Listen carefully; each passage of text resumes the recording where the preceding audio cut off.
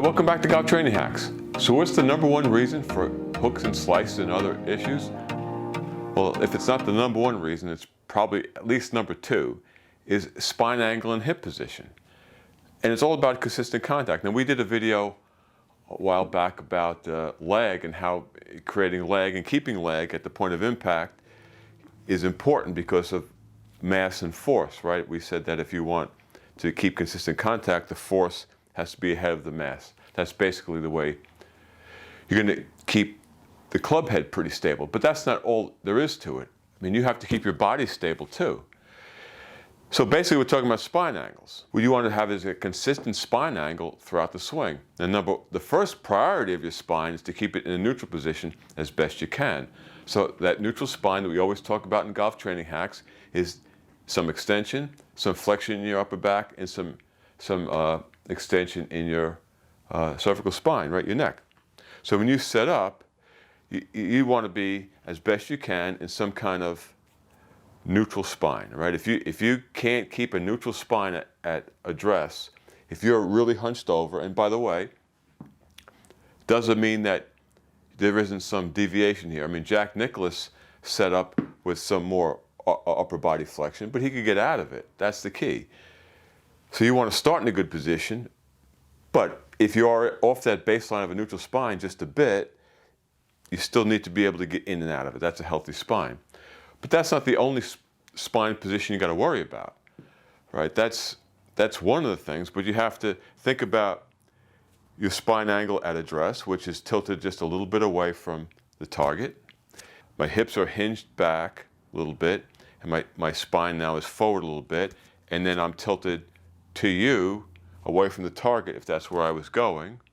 Now this angle, this spine angle, right, has to be maintained through your backswing. And then as you're coming down into impact, the closer you get to impact, the further away it's going to tilt. But you have to maintain these spine angles throughout this whole movement.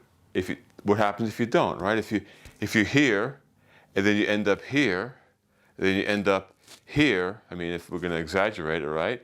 Or if you start, and you start back like this, and then rotate in, or come over with your shoulder like that, right? If you're moving around, you're never going to get the club head back to impact.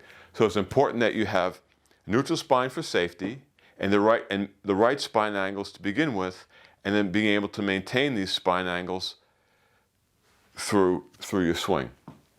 Now, how do you do that? Well, you need some strength in your torso and strength in your hips, but you also need reflexive strength in your hips and your torso. Now, reflexive strength, you've heard us talk about this before, that's your neuromuscular system's ability to anticipate and react to force.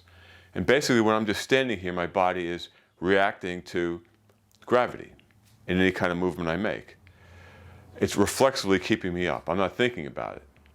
So not only do you need the strength to be able to have the force in your hips to drive and lead that golf swing through impact, and the strength in your torso to keep you strong so that when you hit impact, you have that impulse and you can stay stable, but you also need the reflexive strength that's going to allow you allow your neuromuscular system to anticipate and react to the forces that are being placed on it so that it can calibrate and adjust those fine muscles up in your paraspinals and the big muscles to keep that spine in that position through contact.